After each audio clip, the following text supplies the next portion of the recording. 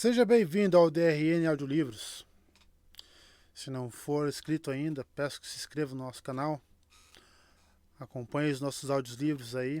A gente tem bastante conteúdo. Se você deseja um livro e não tiver no canal ainda, deixa nos comentários aí que eu sempre faço uma lista e tento ir atrás assim que possível. Se quiser nos dar uma força, a gente tem o Apoia-se, o Seja Membro e também o Pix. Sempre fica na descrição do canal e na descrição dos vídeos. E muito obrigado por estar acompanhando a gente nessa jornada. E vamos para as nossas leituras. Capítulo 30. Depois do carvalho. Com Farley segurando sua cabeça sob os seios, Perrin perdeu a noção de por quanto tempo chorou. Imagens de sua família perpassavam seus pensamentos. O pai sorrindo enquanto o ensinava a erguer um arco. A mãe cantando e enrolando lã. A Dora e Deselle implicando com ele na primeira vez em que se barbeou. Paete arregalando os olhos para o menestrel no dia do sol, muito tempo atrás. Imagens de túmulos frios e solitários enfileirados. Ele chorou até esgotar as lágrimas. Quando enfim se afastou, os dois estavam sozinhos, exceto por Coceira, que se lambia em cima do barril de cerveja. Ficou feliz em ver que os outros não haviam permanecido para assistir à cena. Farley ter visto já era ruim o bastante. De certa forma, estava feliz por ela ter ficado. Só queria que ela não tivesse visto nem ouvido. Farley segurou as mãos dele e sentou-se na cadeira ao lado. Era tão linda, com aqueles olhos levemente oblíquos, grandes e escuros, e as maçãs do rosto altas. Perrin não sabia como poderia se redimir depois da forma como a tratara naqueles últimos dias. Sem dúvida, a mulher encontraria uma forma de fazê-lo pagar. Você desistiu da ideia de se entregar para os mantos brancos? Perguntou ela. Sua voz não dava indícios de que acabara de assisti-lo a chorar feito um bebê. Parece que não adiantaria de nada. Não importa o que eu faça. Eles irão atrás dos pais de Randy e Matt. Minha família. Ele soltou depressa as mãos dela, mas Farley sorriu, em vez de contrair o rosto. Preciso libertar o mestre Luhan e a mulher dele, se puder. E a mãe e as irmãs de Matt. Prometi a ele que cuidaria delas. E quero dar um jeito nos Trollocs. Talvez aquele Lord Luke tivesse algumas ideias. Pelo menos o portal dos caminhos estava bloqueado. Nada mais viria dos caminhos. E ele queria mesmo fazer algo em relação aos Trollocs. Não imagino nada disso acontecendo se eu deixar que eles me enforquem. Fico feliz que você veja isso, respondeu a mulher em um tom seco. Mais alguma ideia idiota a respeito de me mandar embora? Não. Ele se preparou para a briga, mas Farley apenas assentiu, como se aquela resposta fosse tudo o que desejasse e esperasse ouvir. Como se fosse uma besteira. Nada por que valesse a pena discutir. Farley o faria pagar caro. Somos 5, Perry. 6 se Loyal estiver disposto a lutar. E se conseguirmos encontrar Tana Altor e Abel Calton. Eles são tão bons no arco quanto você? Melhores, respondeu Perrin, e falava a verdade. Muito melhores. Ela assentiu de leve com a cabeça, um pouco descrente. Já somos 8. É um começo. Talvez outros se juntem a nós. E também tem o Lord Luke. Ele deve querer assumir a liderança, mas se não for um completo idiota, não tem problema. Só que nem todo mundo que fez o juramento de caçador é razoável. Conheci alguns que acham que sabem de tudo, além de serem teimosos feito mulas. Disso eu sei. Farley lançou a ele um olhar penetrante, mas Perry conseguiu manter a seriedade. Sei que você conseguiu alguns assim, foi o que quis dizer. Vi 2 deles uma vez, lembra? Ah, aqueles. Bom, vamos torcer para que Lord Luke não seja mentiroso que gosta de contar vantagem. Os olhos de Farley assumiram um brilho determinado e ela segurou firme a mão de Perry. Não de um jeito incômodo, mas como se tentasse juntar as forças dos dois. Você vai querer visitar a fazenda da sua família, sua casa. E eu vou com você se deixar. Quando eu puder, File. Mas não agora. Não ainda. Se olhasse aqueles túmulos sob as macieras agora. Era estranho. Sempre se achara muito forte, mas percebia que, na verdade, não era nem um pouco forte. Bem, já terminara de chorar, feito um bebê. Já passava da hora de fazer alguma coisa. Vamos por partes. Acho que, primeiro, precisamos encontrar Tan e Abel. Mestre Alver enfiou a cabeça para dentro do salão e adentrou o aposento ao vê-los sentados separados. Tem um Ogier na cozinha, disse a Perrin, com um olhar perplexo. Um Ogier, tomando chá. Mesmo a maior caneca parece... Ele ergueu 2 dedos como se segurasse um dedal. Marim pode até conseguir fingir que todos os dias aparece um Aiel por aqui, mas quase desmaiou quando viu esse tal de Loyal. Dei a ela uma dose dupla de conhaque e Marim virou tudo como se fosse água. Quase tossiu até morrer. Ela não tem hábito de beber nada além de vinho. Acho que teria tomado mais se eu tivesse dado. Ele apertou os lábios e fingiu interesse em um ponto inexistente no longo avental branco. Está melhor agora, meu rapaz? Estou bem, sim, senhor, respondeu Perrin mais do que depressa. Mestre Alver, não podemos ficar aqui por muito mais tempo. Alguém pode contar os mantos brancos que vocês me deram abrigo. Ah, não tem muita gente que faria uma coisa dessas. Nem todos os Coplin são assim. E dá para contar até com alguns dos Congar. Mas ele não sugeriu que ficassem. Sabe onde consigo encontrar Mestre Altor e Mestre Calton? Eles ficam em algum lugar da floresta do oeste, respondeu Bran com certa cautela. É só o que eu sei com certeza. Estão sempre mudando de esconderijo. Ele entrelaçou os dedos para a barriga volumosa e inclinou a cabeça grisalha para o lado. Então vocês não vão embora? Bem, eu disse a Merin que não iriam, mas ela não acreditou. Minha esposa acha que é melhor vocês irem. Acho que seria melhor para você. E, como a maioria das mulheres, Marin tem certeza de que você vai acabar fazendo o que ela quer, se pedir muitas vezes. Ora, mestre Alver, respondeu File em um tom doce. Eu, por exemplo, sempre vi os homens como criaturas razoáveis que só precisam que lhes mostrem o caminho certo uma única vez. O prefeito brindou a moça com um sorriso bem-humorado. Então vai convencer Perrin a ir embora? Marin tem razão. É o melhor a se fazer se ele quiser evitar a forca. A única razão para ficar é que às vezes um homem é incapaz de correr. Não é mesmo? Bem, você com certeza sabe o que é melhor. Ele ignorou o olhar azedo da moça. Venha comigo, rapaz. Vamos dar as boas novas a Marin. Prepare-se para a luta e mantenha-se firme em seus propósitos, pois ela não vai desistir fácil. Na cozinha, Loyal e o Zaiel estavam sentados no chão de pernas cruzadas.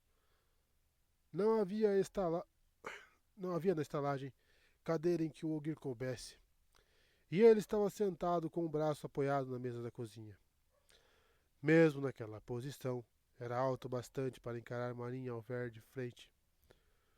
Bran exagerara no tamanho da caneca nas mãos de Loyal, mas, ao olhar mais atentamente, Perrin reparou que era uma tigela de sopa esmaltada em branco. A senhora Alver ainda estava se esforçando para fingir que Aiel e Ogier eram visitantes habituais, correndo de um lado a outro com uma bandeja de pão, queijo e picles, certificando-se de que todos estavam comendo.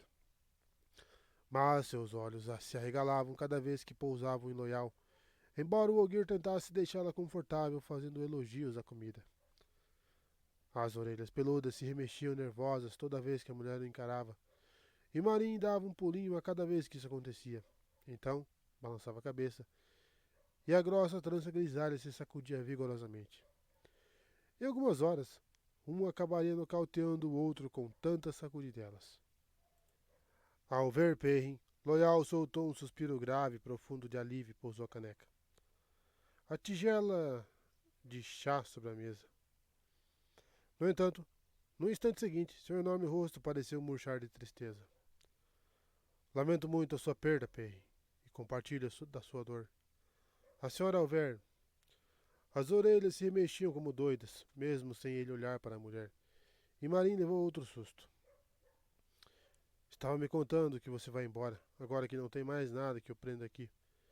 Se quiser, posso cantar para as macieiras antes de irmos. Bran e Marim trocaram olhares surpresos, e o prefeito até limpou a orelha com o dedo. Obrigado, Leal. Ficarei muito grato e podemos fazer isso, quando houver tempo. Mas tenho trabalho a fazer antes de ir. A senhora Ver pousou a bandeja na mesa com um estalido e o encarou, mas ele prosseguiu, explicando seus planos. Encontrar Tan e Abel e resgatar os prisioneiros dos mantos brancos. Não mencionou os Trollocs, mas também seus planos para eles ainda eram vagos. Talvez não tão vagos. Não pretendia ir embora enquanto ainda houvesse um Trolloc ou um Mirdraal vivo em Dois Rios. Enganchou os dedos no cinto para evitar alisar o machado. Não vai ser fácil, concluiu. Apreciarei muito sua companhia, mas vou entender se você quiser ir embora. Essa luta não é sua, e você já passou por problemas demais ficando perto do povo de Campo de Emond. E não vai dar para escrever muito do seu livro por aqui. Aqui ou lá, acho que a luta é a mesma, respondeu Loyal. O livro pode esperar. Talvez eu escreva um capítulo sobre você. Eu disse que o acompanharia, respondeu Gaú, mesmo sem ser perguntado. E não estava pensando em ficar apenas até a jornada parecer mais difícil. Tenho uma dívida de sangue com você. Bain e Chiad encararam Fale com uma expressão indagativa e, quando ela assentiu, as duas expressaram sua decisão de ficar. Tolos e teimosos, resmungou a senhora Alver. Todos vocês. É muito provável que acabem enforcados, isso se viverem para tanto. Sabem disso, não sabem? Quando o grupo apenas a encarou, ela desamarrou o avental e passou por cima da cabeça. Bem, se forem burros o bastante para ficar, acho melhor mostrar a vocês onde se esconder. O marido a olhou com surpresa diante da rendição repentina, mas se recuperou depressa. Pensei no antigo hospital, Marim. Ninguém mais vai lá, e acho que o teto ainda está quase todo inteiro. Desde que Perrin era garotinho, o lugar que chamavam de Novo Hospital, para onde eram levadas as pessoas que pegavam alguma doença contagiosa, ficava a leste da aldeia, para além do moinho do mestre Tane. O antigo, na floresta do oeste, fora quase todo destruído em um vendaval. Perrin se lembrava do lugar meio tomado por trepadeiras e arbustos espinhentos, com pássaros empoleirados no que restara do sapé do telhado, e uma toca de texugo debaixo da escada dos fundos. Daria um bom esconderijo. A senhora Alver lançou a Bran um olhar penetrante, parecendo surpresa por ele ter pensado nisso. Acho que pode funcionar. Pelo menos por esta noite. Vou levá-los para lá. Não precisa, Marim. Posso conduzi-los sem problemas, se Perrin não se lembrar do caminho. Às vezes você se esquece que é o prefeito, Bran. Você chama a atenção. O povo sempre quer saber para onde você está indo e o que está fazendo. Por que não fica aqui? E se alguém aparecer, dá conta de mandá-los embora achando que tudo está nos conformes? Tem cozido de carneiro na panela e uma sopa de lentilha que é só aquecer. Mas não mencione o hospital a ninguém, Bran. É melhor que ninguém se nem lembre de que ele existe. Eu não sou idiota, Marim, retrucou o homem rígido. Eu sei que não, meu bem. Ela afagou o rosto do marido, mas o olhar terno se endureceu ao desviar de Bran para o restante do grupo. Como vocês dão trabalho, murmurou antes de começar a dar instruções. Eles viajariam em grupos menores para não chamar atenção. Marim cruzaria a aldeia sozinha e os encontraria na floresta do outro lado. Os Aiel garantiram que conseguiriam encontrar o carvalho fendido por um raio que ela descrevera e deslizaram sorrateiros pelas portas dos fundos. Bem conhecia o carvalho, uma árvore imensa a uma milha dos limites da aldeia. Uma árvore que parecia ter sido cortada ao meio por um machado, mas que de alguma forma continuava viva e até dando flores. Ô louco, sobreviveu um raio. Tinha certeza de que conseguiria seguir direto até o hospital sem maiores problemas.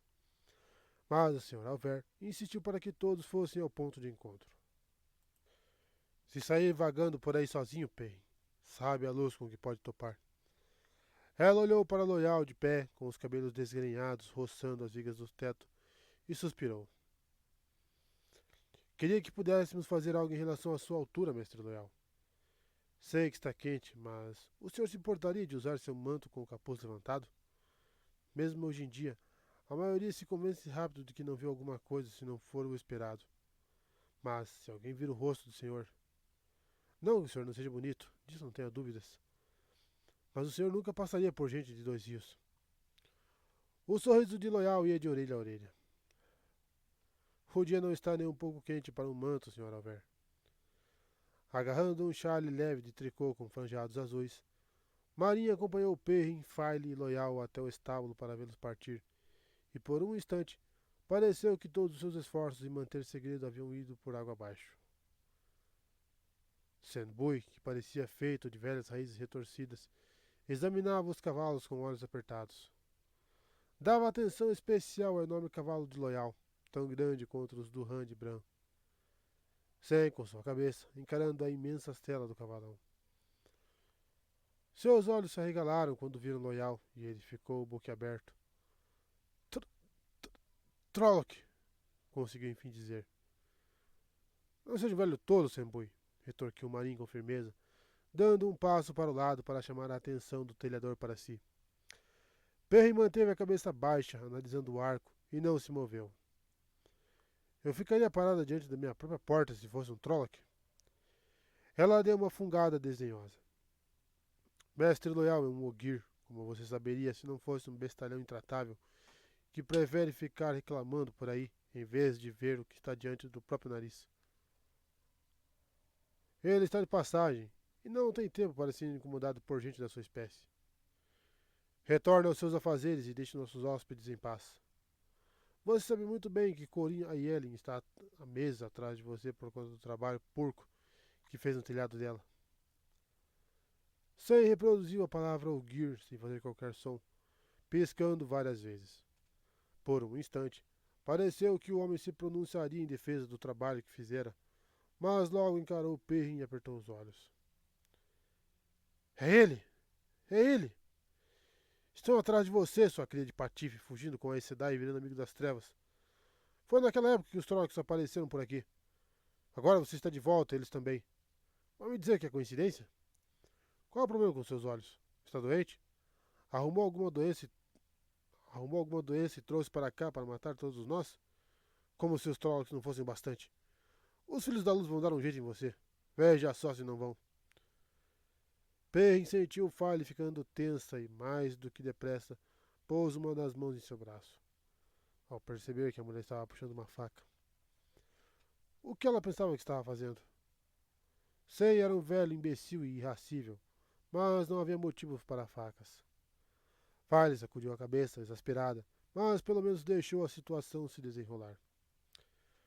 Já chega, Sam, retrucou Marin ríspida. Guarde o que viu para si mesmo. Ou será que começou a correr para os mantos brancos com histórias feito Harry e seu irmão Dar? Tenho minhas suspeitas sobre por que os mantos brancos vieram revirar os livros de Bran. Levaram 6 com eles e passaram um sermão em Bran sobre blasfêmia debaixo do nosso próprio teto. Blasfêmia! Isso é inacreditável. E tudo porque não concordaram com o que estava em um dos livros. Você tem sorte de eu não mandá-lo repor os que foram levados. Os mantos brancos cavalcaram a estalagem inteira feito doninhas. Estavam procurando mais textos blasfemantes, pelo que disseram, como se alguém fosse esconder um livro. Reviraram todos os colchões das camas e bagunçaram meus armários de lençóis. E tem a sorte de eu não arrastar você pela orelha para colocar tudo de volta no lugar. Sem se encolheu um pouco mais a cada frase da mulher, até dar a impressão de que tentava puxar os ombros ossudos por cima da cabeça. Eu não contei nada a eles, Marin, protestou. Só porque o homem menciona. Quer dizer, eu só disse. Por acaso. Só assim, de passagem. Ele estremeceu, ainda evitando o olhar da mulher, mas recobrando um pouco dos modos de antes. Pretendo levar isso ao conselho, Marin. Estou falando desse aí. Ele apontou um dedo torto para Perrin. Enquanto ele estiver por aqui, estamos todos correndo perigo.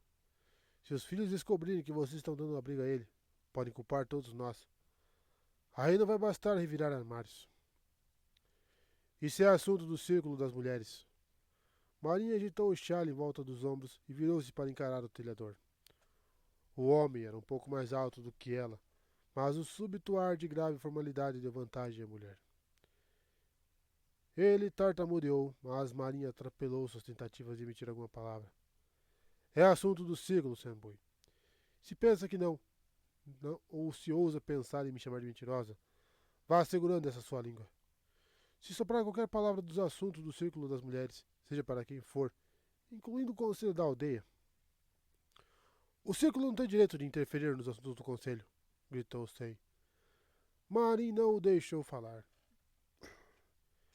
E veja lá se sua mulher não vai deixar você dormir no celeiro e comer das sobras das vacas leiteiras.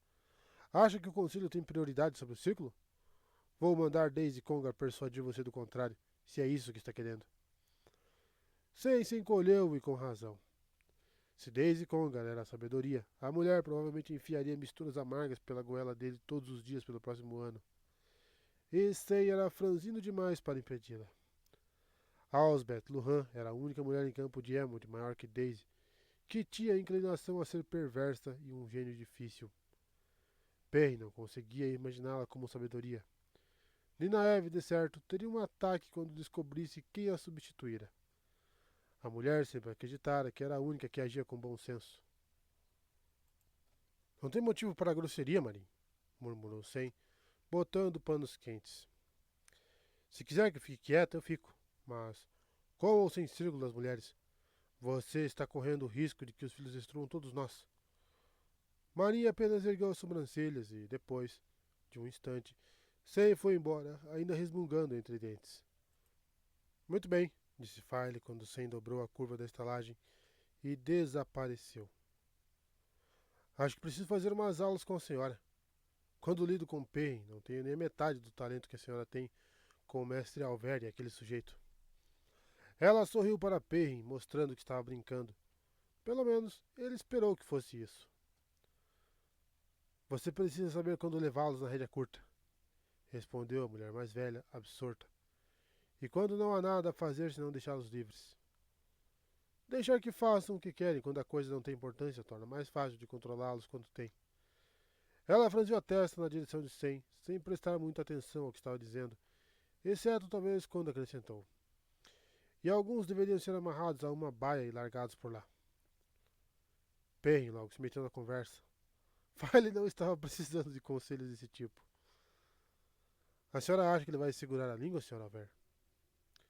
A mulher respondeu, hesitante. Acredito que sim.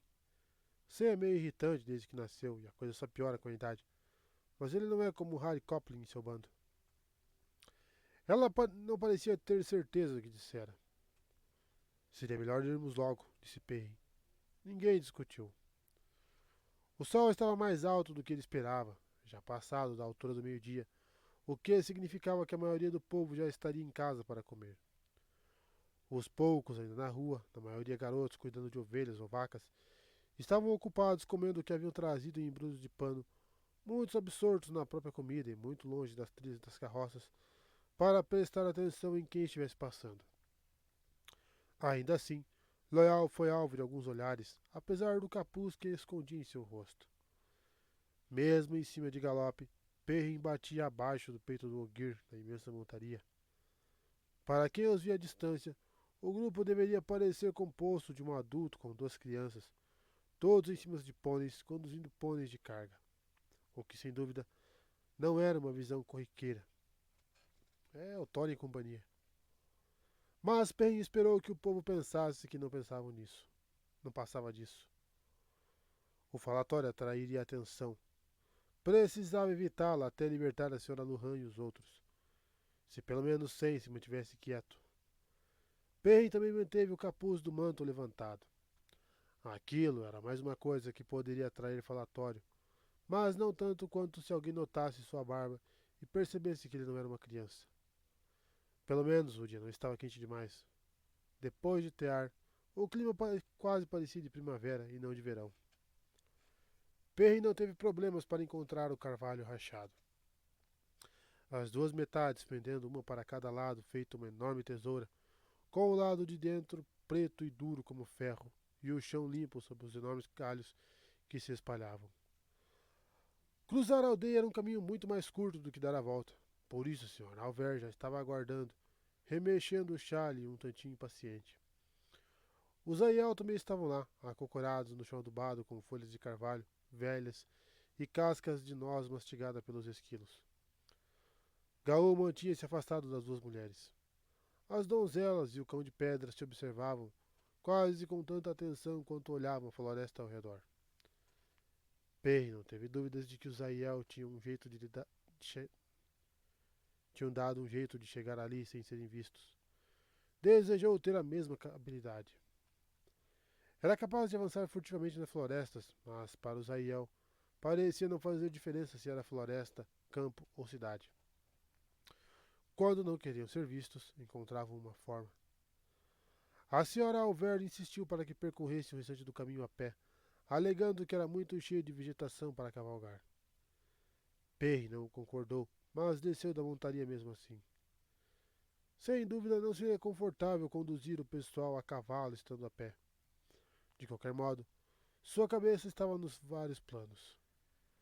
Precisava dar uma olhada no acampamento dos Mantos Brancos na Colina da Vigília, antes de decidir como resgataria a senhora Luhan e os outros.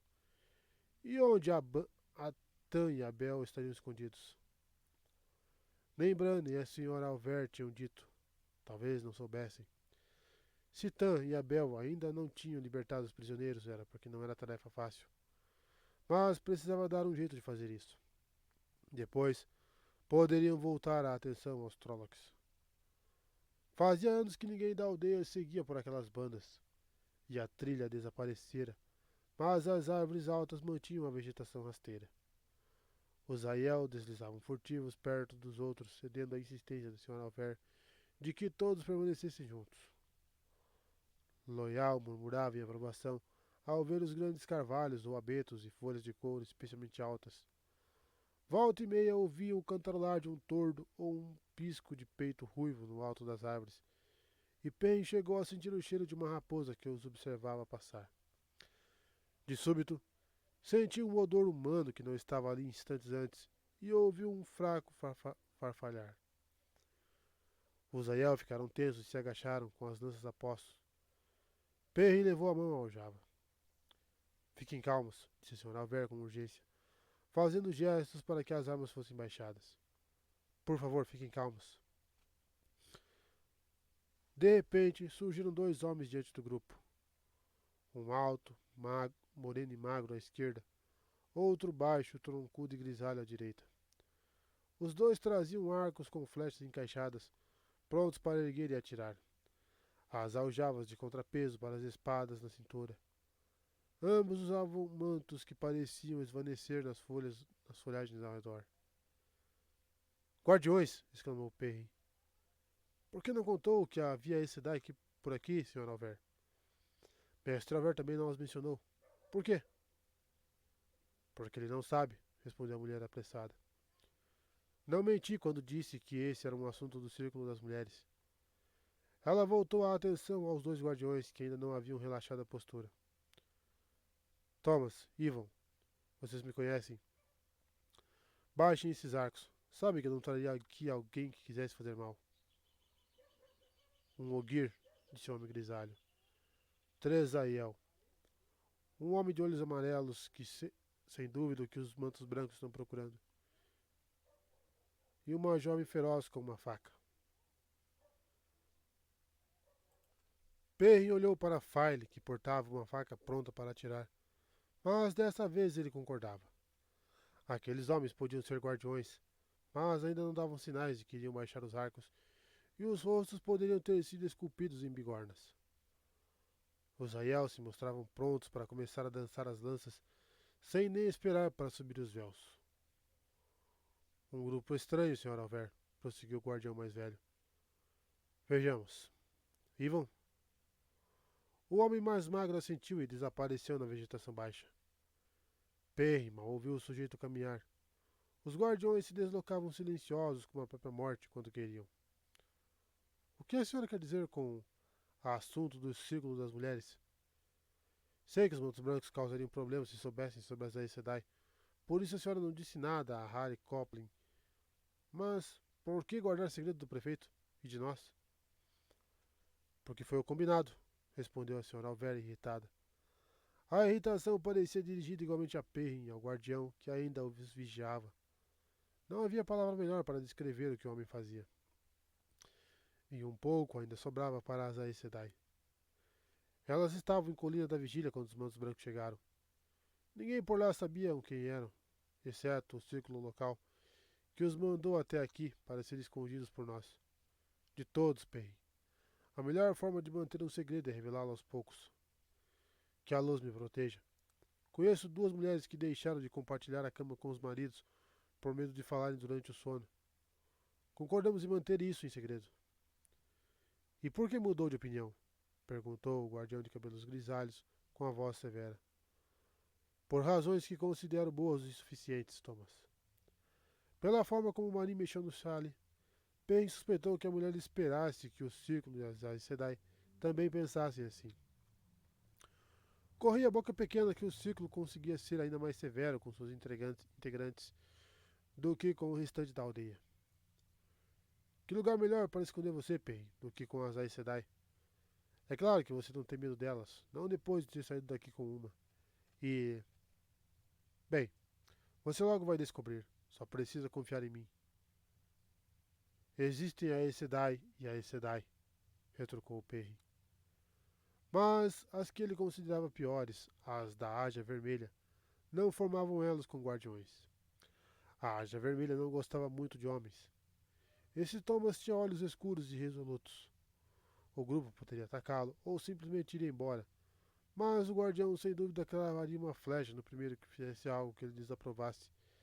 E Perrin apostava que o homem tinha mais flechas na mão para encaixar no arco sem dificuldade.